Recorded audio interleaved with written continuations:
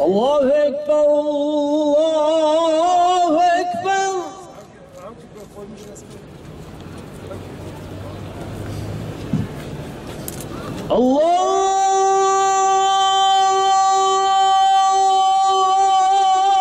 Allahu Ekber,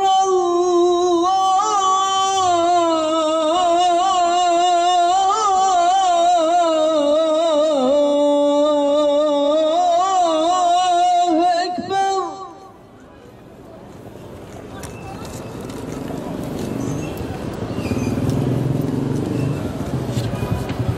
Eşhedü en la ilahe illallah.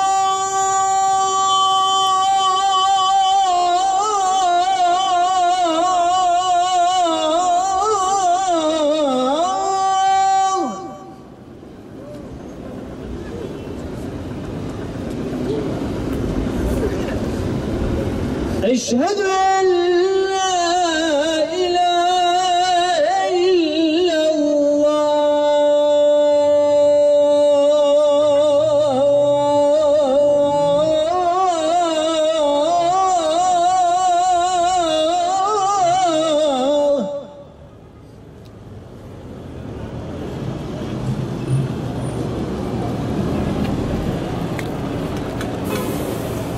Eşhedü enne Muhammeden Resulullah.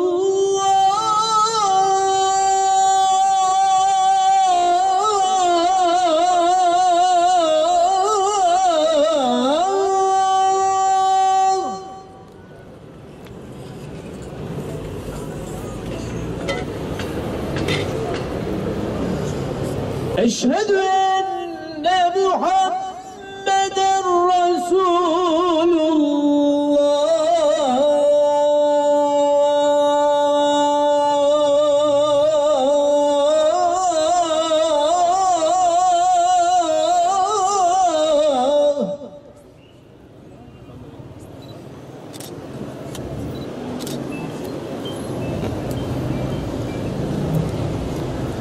Hayy ale's-salâh.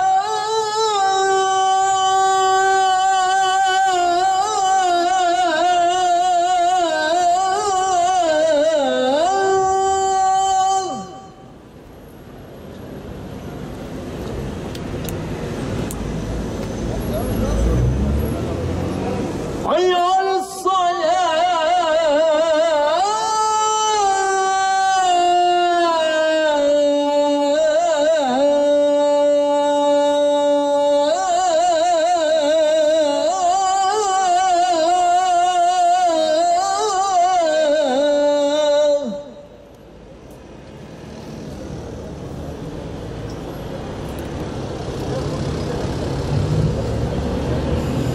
Hayy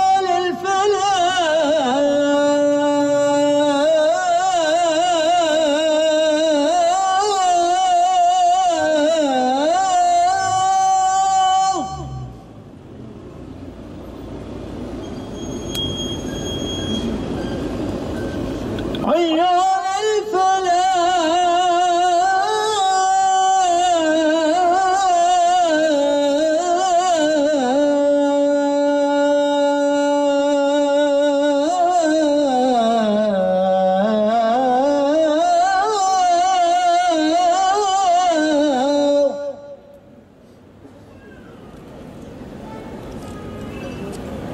Allahu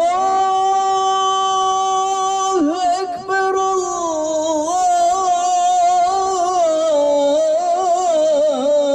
Allahu Ekber.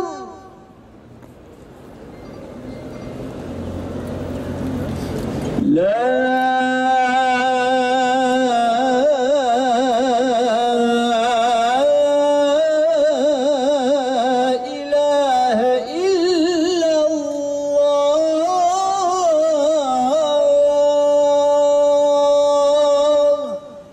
ezana tahammülsüzlük kabul edilemez.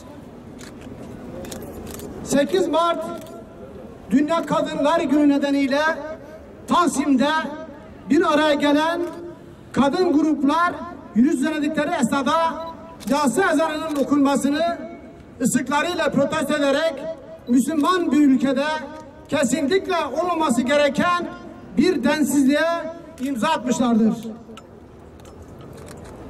1000 yıldan uzun süredir İslam'ın bayraktörlüğünü yapan bir ülkede ezan sesini protesto etme cüretini göstermek ülke insanımıza ve tüm dünya Müslümanlara yapılmış bir saygısızlıktır.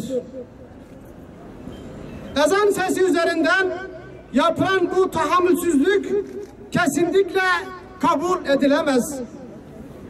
Halkı provoke etme amaçlı bu protestoyu gerçekleştirenler derhal büyük çoğunluğu Müslüman olan Türk halkından ve tüm dünya Müslümanlarından özür dilemeli, haklarında halkı kin ve düşmanlığa sevk etmekten gerekli yasal işlemler başlatılmalıdır. Selçuklu, Osmanlı ve Türkiye Cumhuriyeti ile birlikte yüzyıllar boyunca birçok inanç ve kültüre sahip insanlarla birlikte kardeşçe yaşamayı başarmış, diğer inanç sahiplerine saygıda kusur etmemiş bir halkın bugün kendi ülkesinde ezanına tahammül edilmemesi, üstelik de bu tahammülsüzlüğün protesto ile gösterilebilmesi bizlerin de tahammül sınırlarını zorlamaktadır. Ezanımıza yapılan saygısızlığa seyirci kalmayacağız.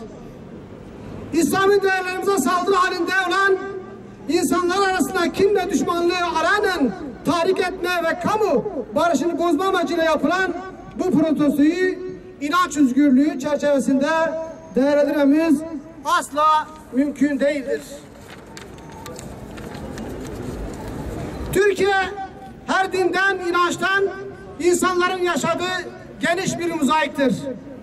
Saygı ve kardeşlik düsturuyla hareket ederken toplumu kutuplaşmaya götüren bu tür girişimler özellikle son zamanlarda İslam ve Müslümanlar üzerine oynanan oyunlar da göz önünde bulundurduğumuzda maalesef bu olayın tamamen bilinçli ve kurgulanmış bir durum olduğunu müşahede ediyor ve kesinlikle olayı sonuna kadar takip edeceğimizin bilinmesini istiyoruz.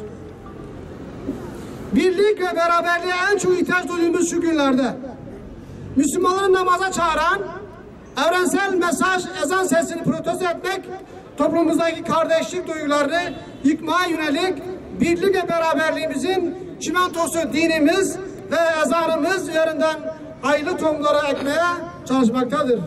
Aziz milletimiz bu tür oyunlara gayet iyi bilmektedir. Kimse bu oyunlara prim vermemeli, sağduyuyla hareket etmeye devam etmelidir. Kimi zaman tarih, kimi zaman siyasi dengeler nedeniyle gerçekleştirilen bu tür provokatif girişimler karşısında Müslümanlara sağduyulu davranmaya, tepkilerini hukuk ve İslam geleneğinin bizlere öğrettiği naiflik ölçülerinde göstermeye davet ediyorum. Diyanet Sen olarak hukuk çerçevesinde 85.000 üyemizle bu olayın takipçisi olacağımızdan kimsenin kuşkusu olmasın.